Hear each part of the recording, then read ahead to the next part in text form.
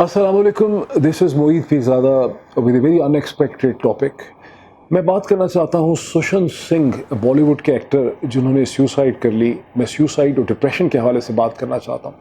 अब आपके ज़हन में सवाल पैदा होगा कि मैं क्यों बात कर रहा हूँ सुशांत सिंह की सुसाइड की। क्या मैं कोई सुशांत सिंह की मूवीज़ देखता था? हकीकत यह है कि मुझे तो सुशांत सिंह का नाम भी नहीं पता था, और मैंने सुशांत सिंह की जो मूवीज़ हैं और जो उनके इंटरव्यूज़ हैं उनके बारे में सब कुछ जो है उनकी इस अनफॉर्चुनेट सुसाइड के बाद समझने के लिए मैंने उसको देखा है। ना ही मैं को बॉलीवुड को बहुत ज़्यादा फॉलो करता हूँ। मैं बात करना चाहता हूँ सुसाइड के हवाले से, डिप्रेशन के हवाले से, और इसलिए बात करना चाहता हूँ कि मुझे जो लोग फॉलो करते हैं, आप सब लोग जो मुझे यूट्यूब पे फॉलो करते हैं, फेसबुक पे फॉलो करते हैं, ट्विटर पे फॉलो करते हैं, ऑलमोस्ट मोर देन 3 मिलियन, उसमें 70% से ज़्यादा वो लोग हैं, मेल हैं, जिनकी उम्र 18 से 30 बरस के दरमियान है। और ये वो ज़िंदगी का फेज़ है जहाँ मेजर डिप्रेशन, एक्सोजेनस हो या एंडोजेनस हो, वो हिट करता है विद डिज़ास्टर्स कॉन्सिक्वेंसेस। और मैं इसलिए ये बात करना चाहता हूँ कि मैंने खुद कम अज़ कम एक दफ़ा अपनी ज़िंदगी में एक इस किस्म के डिप्रेशन को, जिसे क्लिनिकल डिप्रेशन कहते हैं, उसे फेस किया, उसे सक्सेसफुली मैंने फ़ाइट किया, मैं उसमें से बाहर निकला। मैं वो एक्सपीरियंसेस आपसे शेयर करना चाहता हूँ। मैं आपको ये भी बताना चाहता हूँ कि किस तरह से मज़हब, ख़ास करके इस्लाम, फेथ इन गॉड, डिप्रेशन को क्योर करने में एक रोल प्ले करता है। क्या एक्सरसाइज का रोल है, डिप्रेशन को एक नौजवान आदमी कैसे फाइट कर सकता है। वन बाय वन मैं ये सब चीज़ें, रिसर्च पॉइंट्स हैं, आपके सामने रखूँगा। रिक्वेस्ट मेरी ये है, इस वीडियो को आपने आखिर तक देखना है, टुवर्ड्स द एंड देखना है। Let's start this analysis one by one.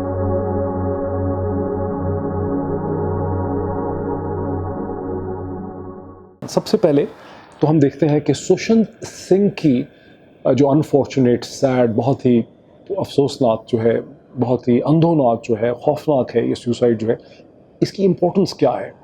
हम देखते हैं कि सुशांत सिंह एक ऐसा नौजवान है, he is only 34 years of as, 34 साल का, इंतहाई कामयाब, इंतहाई हैंडसम, एक्सट्रीमली हैंडसम, कामयाब, अमीर, सक्सेसफुल आदमी है, जिसकी बॉलीवुड में कई कामयाब मूवीज़ जो हैं आ चुकी हैं। उसका कैरियर जो है वो टेक ऑफ कर रहा है। MS धोनी जैसी मूवी है, केदारनाथ है, फिर ये छिछोरे है, और एक ऐसा शख्स है जिसके बारे में इंटरेस्टिंगली वाहिद इंडियन एक्टर है बॉलीवुड का जिसने एक रियल एस्टेट कंपनी की मदद से चांद के ऊपर भी ज़मीन का एक टुकड़ा जो है वो अपने लिए ले रखा है। यानी इतना वो एम्बिशियस है, इतना फॉरवर्ड लुकिंग है, इतना फ्यूचरिस्टिक है, और ये इसका स्टेटस इतना हो चुका है 34 बरस की उम्र में कि उसकी जो ये अनफॉर्चुनेट सुसाइड है उस पर बॉलीवुड तो मौन करता ही है।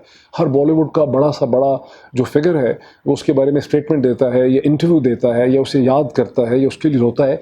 लेकिन हिंदुस्तान के prime minister Narendra Modi, 1.4 billion की आबादी का प्राइम मिनिस्टर, भी एक लंबा चौड़ा अफसोस का ट्वीट जो है अपने ट्विटर हैंडल से सुशांत सिंह की डेथ के लिए करता है। और इसकी जो एस्टिमेटेड वर्थ है जो हिंदुस्तान की साइट्स पे मैंने देखी है, वो बताई जाती है कि 41 करोड़, 41 करोड़ इंडियन रुपीस की इसकी वर्थ, यानी 80 करोड़ पाकिस्तानी रुपए से ज़्यादा इसकी वर्थ एस्टिमेट की जाती है, जो 5.5 मिलियन US डॉलर्स जो है वो बनती है। अब हो सकता है कि ये वर्थ जो अखबारों ने एस्टिमेट की है किसी ने, ये एग्जैजरेटेड हो, इतनी ज़्यादा उसकी वर्थ ना हो, इतना वो फाइनेंशियली कामयाब ना हो। लेकिन हम ये तो जानते हैं कि सुशांत सिंह वह समवन जो बहुत एक्सपेंसिव स्पोर्ट्स कार्स अफोर्ड करता है, लैंड रोवर्स अफोर्ड करता है, बम्बई में बैंड्रा जैसे इंतहाई प्रेस्टीजियस से महंगे इलाके में रहता है। और सिर्फ ये नहीं है, बल्कि हिंदुस्तान की इस वक्त खूबसूरत तरीन जो लड़कियां हैं या ख़वातीन हैं जो एक्ट्रेसें हैं, वो सीरीज़ ऑफ उसके गर्लफ्रेंड रिलेशनशिप उनके साथ रहते हैं, जिसमें टेलीविज़न में भी रहते हैं। उसके बाद पानीपत की जो है कृति सैनन है, जो बहुत खूबसूरत, बहुत ही एलिगेंट, वो उसकी गर्लफ्रेंड रहती है। सारा अली खान जो है वो उसकी गर्लफ्रेंड रहती है। और अभी जो उसकी गर्लफ्रेंड थी रिहा चक्रवर्ती, जहाँ मुझे शक ये है कि रिहा ही के साथ उसके रिलेशनशिप में कोई ऐसा तनाव है, टेंशन है, जो उसकी सुसाइड को ट्रिगर करता है। But this is pure speculation जो मैंने इंडियन पब्लिकेशंस ही में मैंने उसको पढ़ी है। लेकिन ये वो शख्स जिसकी इतनी कामयाब प्रोफाइल है, जो रिच है, जो हैंडसम है, जो सक्सेसफुल है, जिसकी इतनी बड़ी 80 करोड़ रुपए की वर्थ है, जिसकी इतनी खूबसूरत गर्लफ्रेंड्स हैं, वो एक पंखे से लटका के अपने आप को, अपनी ज़िंदगी का खात्मा करता है। What a terrible and. And this raises the question कि डिप्रेशन क्या है और डिप्रेशन इतना ख़तरनाक क्यों है। जैसे कि मैंने पहले कहा कि आप जो मुझे फॉलो करते हैं, आप में से ग्रेट मेजॉरिटी जो है 70% से ज़्यादा 18 और 30 बरस के दरमियान की उम्र के हैं, और 18 और 30 बरस के दरमियान ही की वो उम्र है जहां मेजर डिप्रेशन एक्सोजेनस हो या एंडोजेनस हो। मैं एक्सप्लेन करता हूं कि दोनों चीज़ें क्या हैं, इनका फ़र्क क्या है। ये एक्सोजेनस हो या एंडोजेनस हो, ये इसी टाइम फ्रेम में 18 और 30 बरस के दरमियान इंसान को हिट करता है, ख़ास करके मेल को, मर्द को हिट करता है। और क्यों हिट करता है? बिकॉज ये वो टाइम पीरियड है 12 बरस का, 13 बरस का, जो आपकी ज़िंदगी में सबसे ज़्यादा फॉर्मेटिव फेज़ है, स्ट्रगल का फेज़ है, जहां एक नौजवान आदमी अपने आप को डिफाइन करता है, दुनिया के मुकाबले में अपने आप को इस्टेब्लिश करता है, कुछ बन के दिखाता है, जद्दोजहद करता है, स्ट्रगल करता है, अचीव करना चाहता है। वो जो एक process of creating the identity है वो बड़ा मुश्किल है, ये एक बड़ी पेनफुल स्ट्रगल होती है। इसीलिए साइकियाट्री हमें बताती है 45 बरस की उम्र के बाद एक सस्टेन्ड फेज ऑफ हैप्पीनेस शुरू होता है लोगों की ज़िंदगी में, बिकॉज लोग ज़िंदगी की हकीकतों को एक्सेप्ट कर लेते हैं, वो ये अपने आप को वो कॉम्प्रोमाइज़ कर लेते हैं, एडजस्ट कर लेते हैं, वो ये एक्सेप्ट कर लेते हैं कि हम ये हैं, ये हमारी हकीकत है, ये कुछ हम अचीव कर सकते थे, जो हमने बनना था वो बाय एंड लार्ज हम बन गए। उसके बाद वो उसे कंसोलिडेट करते हैं। लेकिन 30 बरस की उम्र के दरमियान वो एक बहुत ही इंटेंस स्ट्रगल है सेल्फ डेफिनेशन की, आइडेंटिटी की, जहाँ पे मेजर डिप्रेशन का एक्सोजेनस हो या एंडोजेनस हो, उसका बड़ा ख़तरा जो है वो रहता है। मैंने पॉइंट्स बनाए हुए हैं, with the help of those points I am trying to explain to you.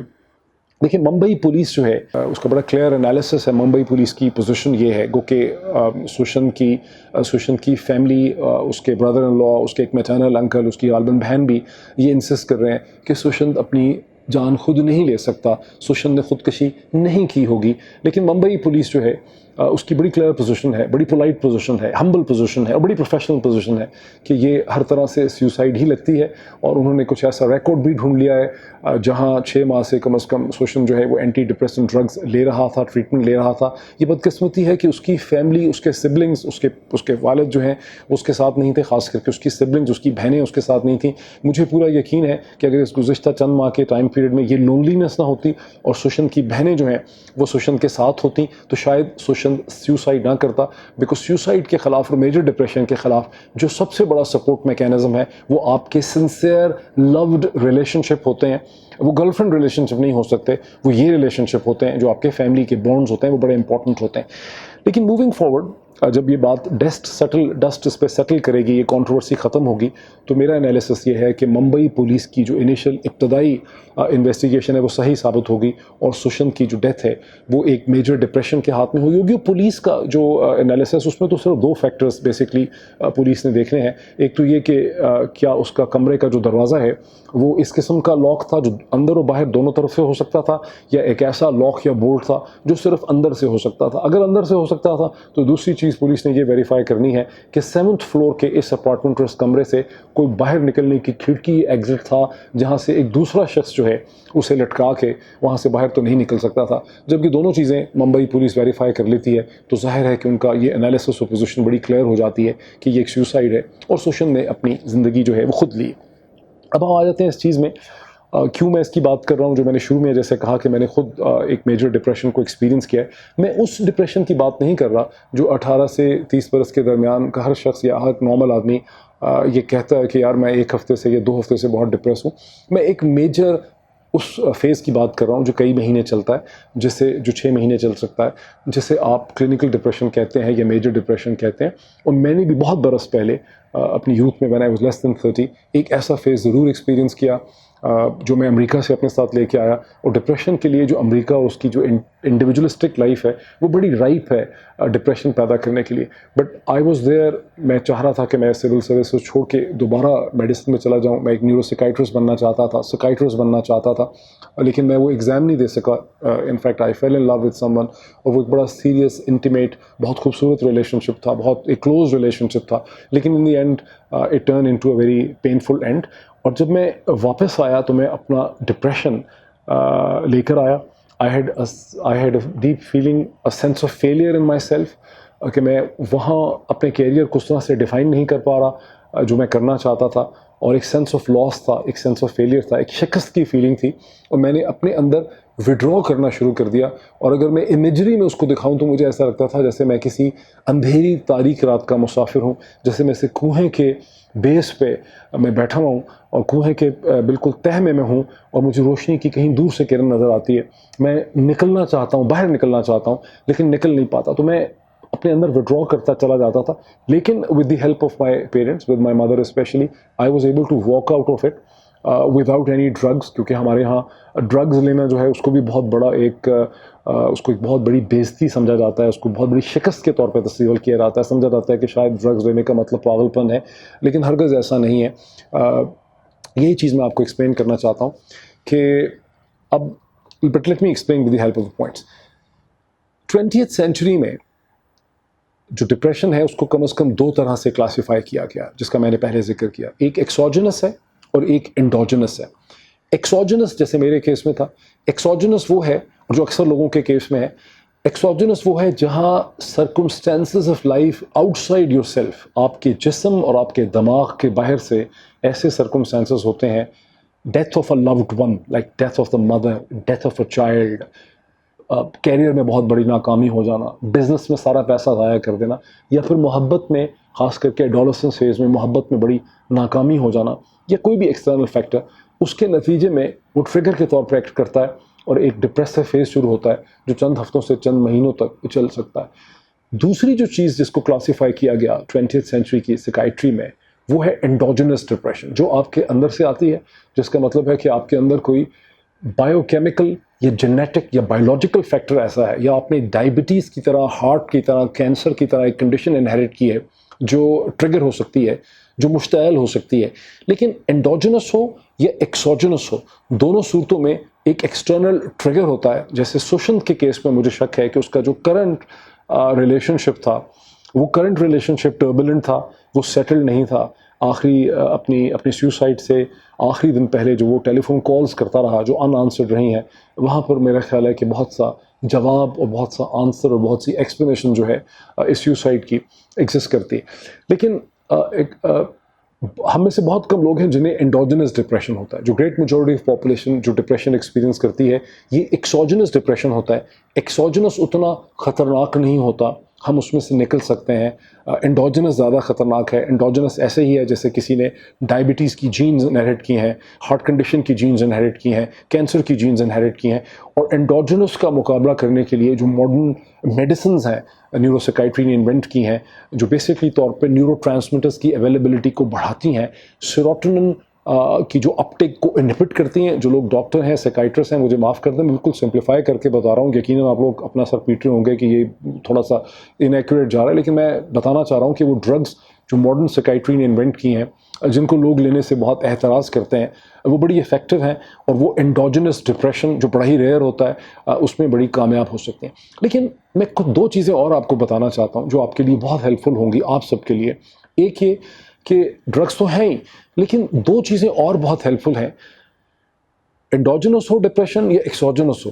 ایک چیز ہے ایکسرسائز, وہ ایروبک اینڈ کارڈیو ایکسرسائز جم میں کریں, گھر میں کریں, ٹریڈ مل کے اوپر یا سڑک کے اوپر دوڑیں, اور کچھ نہیں ہے. جو بھی شخص 25 سے 30 منٹ ایک دن میں اور ہفتے میں 4 یا 5 دفعہ اس قسم کی ایروبک یا کارڈیو ایکسرسائز کرتا ہے, جس میں دل کی دھڑکن بڑھتی ہے, جس میں بلڈ کی سرکولیشن میں اضافہ ہوتا ہے, جس میں بہت زیادہ پسینہ آتا ہے, وہ ڈپریشن کے خلاف یہ بہت بڑا اینٹی ڈوٹ ہے. یہ ڈپریشن کو یہ ایکسرسائز جو ہے یہ پریونٹ کرتی ہے. آپ جتنا اس کے بارے میں, ڈپریشن کے بارے میں پڑھنا چاہتے ہیں, گوگل پہ جائیں, سپرفیشل سے سپرفیشل بھی آپ کو آرٹیکل مل جائے گا, ڈیپ سے ڈیپ لٹریچر بھی مل جائے گا. کوئی بہت سمجھنا چاہتا ہے تو DSM-5 جو ڈائگنوسٹک اینڈ اسٹیٹسٹیکل مینول ہے امریکن سائیکیٹرک ایسوسیشن کا, اس کو پڑھیں, ہر چیز آپ کو وہاں سے سمجھ آ جائے گی. لیکن ایک بہت ہی انٹرسٹنگ چیز بھی ہے جو میں آپ کے سامنے رکھنا چاہتا ہوں. دی تھرڈ فیکٹر وہ یہ ہے کہ مذہب جو ہے, جو ریلیجن ہے, جو فیتھ ہے ان گاڈ, ان ڈیوینٹی, وہ ڈپریشن کے خلاف ایک بہت بڑا اینٹیڈوٹ ہے. جیسے ایکسرسائز ہے, اسی طرح فیتھ اینڈ ریلیجن ہے. اب ایک بڑی انٹرسٹنگ چیز ہے کہ پہلی جو سب سے مفصل ریسرچ ہوئی ہے, جو سب سے پہلی کتاب آئی ہے ویسٹرن ورلڈ میں یا ماڈرن ورلڈ میں, وہ فرینچ فلاسفر اینڈ سوشیولوجسٹ انتہائی رسپیکٹڈ ایم ایل اے درخیم کی کتاب ہے لا سوسائڈ 1897 میں جو پبلش ہوئی ہے. اور ایم ایل اے درخیم مسلمانوں کے حالانکہ خاصا خلاف ہے, کوئی سمپیتھیٹک نہیں ہے, لیکن وہ بھی یہ ایگری کرتا ہے کہ سب سے کم جو سیوسائڈ ریٹ ہے وہ مسلم سویلائزیشن میں پایا جاتا ہے. جہاں جہاں مسلم کمیونٹیز ایگزسٹ کرتی ہیں وہاں سیوسائڈ ریٹ جو ہے وہ بہت زیادہ کم ہے. اور you faith in Islam and faith in God جو ہے وہ ایک بہت بڑی ریزسٹنس ہے to the idea of the suicide. اور جو میں نے اسٹیٹسٹکس اس میں چیک کیے ہیں, نئے سرے سے نکالے میں نے اسی بات کرنے کے لیے ہاتھ میں ہیں میرے سارے پوائنٹس جو ہیں. مسلم سوسائٹیز میں گلوبل ایوریج اس وقت جو WHO ہمیں بتاتی ہے وہ 10 اور 11 یعنی آلموسٹ 11 پر 100,000 پاپولیشن میں سیوسائڈ کا ریٹ ہے, جو کامیاب سیوسائڈ کا ریٹ ہے. جبکہ مسلم سوسائٹیز اور کمیونٹیز میں یہ ریٹ 2 to 7 پر 100,000 ہے. پاکستان میں یہ ریٹ جو ہے وہ 3 پوائنٹ سمتھنگ ہے, 3 ہے. سعودی عرب میں بھی یہ 3 ہے. اکثر جگہوں پہ مسلم سوسائٹیز میں یہ 2, 3, 4 سے زیادہ نہیں ہے. جہاں جہاں مذہب ڈیپ ہے, اسلام, کرسچینٹی اینڈ جوڈیزم, اسرائیل میں بھی جو سیوسائڈ ریٹ ہے وہ 4-5 سے زیادہ نہیں ہے. وہاں سیوسائڈ کا ریٹ جو ہے وہ کم ہے. لوگ سرنڈر نہیں کرتے, مذہب اجازت نہیں دیتا سیوسائڈ کی, اور یہ ایک امپورٹنٹ پوائنٹ ہے. ہندوازم میں آن دی ادر ہینڈ میں نے بہت انٹرسٹنگ پوائنٹس دیکھے, اور یہ کوئی میں نے کسی پاکستانی ریسرچ کی میں بات نہیں کر رہا, پیورلی انڈین ریسرچ ہے, انڈین سائکیٹرسٹ کی ریسرچ ہے, انڈین ان کے لکھے ہوئے پیپر ہیں. انڈیا کے اندر جو ریٹ آف سیوسائڈ ہے وہ تقریباً 10 to 11 آلموسٹ 11% گلوبل ایوریج کے حساب سے. WHO کا جو 2019 کی رپورٹ ہے وہ یہ کہتی ہے کہ انڈیا میں سیوسائڈ کا ریٹ جو ہے وہ 14 to 16 پر 100,000 تک چلا گیا. جو کچھ ریسرچ میں نے دیکھی ہے کہ ساؤتھ ایسٹ ایشیا میں انڈیا سے باہر جو انڈین کمیونٹیز ہیں جو زیادہ لبرل ہیں, ایتھیسٹک ہیں, کم مذہبی ہیں, وہاں پر ریٹ آف سیوسائڈ 21 پر 100,000 جو ہے کی پاپولیشن پہ ہے. ان ساری چیزوں سے جو ایک چیز سمجھ آتی ہے, میں نے کامنٹ بھی دیکھا ہے لیکن سمجھ بھی آتی ہے کہ ان ہندوؤں میں جو زیادہ مذہب پرست ہیں, جو زیادہ ریلیجس ہیں, ان میں تو جو ہندوازم ہے بیسکلی وہ ایک پریونٹیو رول پلے کرتا ہے. لیکن جو لبرل ہیں, جو زیادہ ایتھیسٹک ہیں, لبرل ہیں, ان میں جو ریٹ آف سیوسائڈ ہے وہ زیادہ ہے. اور اوور آل جو ریٹ آف سیوسائڈ زیادہ ہے ہندوازم میں, اس کی ایک وجہ یہ ہو سکتی ہے کہ ہندوازم اس طرح سے ڈاکٹرنر نہیں ہے, اس طرح سے ریجیمنٹڈ ریلیجن نہیں ہے, اس طرح سے ریجیمنٹڈ فلسفی نہیں ہے جس طرح سے اسلام, کرسچینٹی اور جوڈیزم ہے. کرسچینٹی کے اندر بھی ہمیں ڈائیورجنس نظر آتی ہے. جو کیتھولک سوسائٹیز ہیں وہاں پر ریٹ آف سیوسائڈ کم ہے, اور جو پروٹیسٹنٹ سوسائٹیز ہیں جہاں پہ لبرل زیادہ ہیں, جہاں پہ ایتھیسٹ زیادہ ہیں, وہاں ہمیں ریٹ آف سیوسائڈ جو ہے وہ زیادہ نظر آتا ہے. But let's move forward. I want to basically share something very important with you. میری آپ سب سے ریکویسٹ ہے کہ ایک کتاب ہے, بڑی چھوٹی سی کتاب ہے, جسے آپ ضرور پڑھیں. اس کتاب کا نام ہے man's search for meaning. Man's search for meaning, اور اس کا امیج آپ دیکھ سکتے ہیں. یہ کتاب لکھی ہے آسٹرین جیوش نیورو سائکیٹرسٹ نے, سائکیٹرسٹ نیورو فزیولوجسٹ ہیں, جن کا نام ہے doctor Viktor Frankl. Viktor Frankl کی اہمیت یہ ہے کہ Viktor Frankl second world war میں ہولوکاسٹ سروائیور ہے, جو 1941 سے 1945 4 برس یہ آشوٹس میں جو کانسنٹریشن کیمپ ہے وہاں پہ یہ رہتا ہے, اور یہ اس ہولوکاسٹ کے ایکسپیرینس کو سروائیو کرتا ہے. اور اس کی بیوی, اس کی ماں, اس کا باپ, اس کی بہنیں, اس کے سبلنگز جو ہیں, اس کے سارے جاننے والے جو ہیں, یہ سب پکڑے جاتے ہیں, اور یہ سب جو ہے گیس چیمبرز کا شکار ہو جاتے ہیں. یہ سب ہولوکاسٹ میں جلا دیے جاتے ہیں. اپنے ان ایکسپیرینسز سے زندہ رہ کے, اسٹرگل کر کے, باہر نکل کے یہ سائکیٹرسٹ جو ہے, آلریڈی سائکیٹرسٹ ہے, PhD کی ہوئی ہے, یہ اپنی مین سائکیٹرک جو تھیراپی ہے اس کو آرگنائز کرتا ہے, جس کا نام ہے ایگزسٹینشل انالیسس یا لوگو تھیراپی. لوگو تھیراپی یہ کہتی ہے کہ you can heal the mind through meaning. A human mind has to search for meaning. آپ نے اپنا مقصد حیات جو ہے وہ آپ نے ڈھونڈنا ہے. اور US کانگریس کی لائبریری کہتی ہے کہ 20th سینچری میں جو 10 سب سے زیادہ انفلوئنشل بکس امریکہ میں پڑھی گئی ہیں اور جو ہیں, ان میں سے ایک کتاب جو ہے وہ مینز سرچ فار میننگ ہے. مین سرچ فار میننگ اور یہ جو لوگو تھیراپی ہے, یہ جو ایگزسٹینشل انالیسس تھیراپی یہ کہتی ہے کہ انسان کی زندگی میں جو مین ٹینشن ہے وہ ہے کہ what we are and what we want to be, یعنی ہم ہیں کیا اور ہم بننا کیا چاہتے ہیں. ان دونوں کیفیت کے درمیان میں ایک تناؤ ہے, ایک ٹینشن ہے. یہ تناؤ اور ٹینشن اگر کم ہوتا ہے تو بھی ڈپریشن ہوتی ہے, اگر یہ تناؤ اور ڈپریشن بڑھ جاتا ہے یہ ٹینشن بڑھ جاتی ہے تو بھی اسے کہتے ہیں ڈپریشن ہوتی ہے، یہ مائنڈ بکھر جاتا ہے، اسٹرے ہو جاتا ہے. لیکن یہ ٹینشن ضرورت ہے زندگی میں کامیاب ہونے کے لیے، زندگی میں آگے بڑھنے کے لیے، ایمبیشن کے لیے اس ٹینشن کی ضرورت ہے، ایگزسٹینشیل ٹینشن کی. یہی وجہ ہے کہ 18 سے 30 برس کی عمر کے درمیان یہ جو ایگزسٹینشیل کانفلکٹ ہے، یہ جو ایگزسٹینشیل ٹینشن ہے اپنے آپ کو ڈیفائن کرنے کی، یہ بہت شدت سے ہوتی ہے نوجوان لوگوں میں، اور آدمیوں پہ اس کا پریشر جو ہے وہ زیادہ ہوتا ہے. اور یہی وجہ ہے کہ 40-45 برس کی عمر کے بعد ایک فیز آف ہیپینس جو ہے وہ شروع ہو جاتا ہے. فرینکل کا ایک کوٹ بڑا امپورٹنٹ ہے، میں اسکرین پہ آپ کو دکھانا بھی چاہتا ہوں. فرینکل یہ کہتا ہے کہ when a man realizes that he is no longer able to change a situation، جب ہم یہ ریئلائز کرتے ہیں کہ ہم اس سچویشن کو بدل نہیں سکتے، تو ہمارے پاس پھر بھی یہ آپشن ہوتی ہے کہ ہم اپنے آپ کو بدل سکتے ہیں. سو ہمارا جو ایٹیٹیوڈ ہے اس کے اوپر ڈپینڈ کرتا ہے کہ ہمارے ذہن کی کیفیت کیا رہے گی. ایک بہت مشہور پازیٹیو اسکول آف تھاٹ کے بانی ہیں امریکہ میں، ڈیل کارنیگی، جن کا ایک بہت مشہور کوٹ ہے: Two men looked out from the prison bars. Two men looked out from the prison bars. One looked at the mud, the other looked at the stars. اور میں کنکلوڈ کرتے ہوئے ایک اور بہت ہی امپورٹنٹ کوٹ آپ کے سامنے ڈاکٹر وکٹر فرینکل کا رکھنا چاہتا ہوں. وہ کوٹ یہ ہے: Each man is questioned by life, and he can only answer to life by answering to his own life. To life he can only respond by being responsible. انسان کو اپنی زندگی کی ذمہ داری لینی ہے. اب آپ دیکھتے ہیں کہ یہ ورڈز ہیں ایک نیورولوجسٹ کے، ایک نیورو سائنٹسٹ کے، جس نے 40 کے قریب کتابیں لکھی ہیں. لیکن ہائر لیول پہ آپ دیکھتے ہیں کہ سائنس اور مذہب ایک ہو جاتے ہیں. جو چیز آپ کو نیورو سائنس بتا رہی ہے، یہی چیز آپ کو وکٹر فرینکل، یہی چیز آپ کو مذہب میں نظر آتی ہے، یہی چیز آپ کو اسلام میں نظر آتی ہے. سو وکٹر فرینکل ہو یا ڈاکٹر دیپک چوپڑا ہو، رومی ہو یا غالب ہو، جو مین آرگومنٹ ان کا ہے وہ یہ ہے کہ ساری جو جنگ ہے، سارا جو کانفلکٹ ہے، سارا جو تلاطم ہے وہ ہمارے اندر ہے. جو ایکچوئل کانفلکٹ ہے وہ نہیں ہے جو ایسٹرن لداخ میں ہو رہا ہے. ایکچوئل کانفلکٹ وہ نہیں ہے جو لائن آف کنٹرول پہ کشمیر میں ہو رہا ہے. ایکچوئل جو کانفلکٹ ہے وہ ہمارے اندر ہو رہا ہے، انسان کے اندر ہو رہا ہے. اور انسانی معاشرے کے اندر جو کانفلکٹ ہو رہا ہے سروائیول کا، یہ جو جنگ ہے یہ امپورٹنٹ ہے. یہی وہ جنگ اور کانفلکٹ ہے جس میں سشنت سنگھ نے سرنڈر کر دیا. Stay with me on this channel for different kind of analysis on every issue. Thank you so much.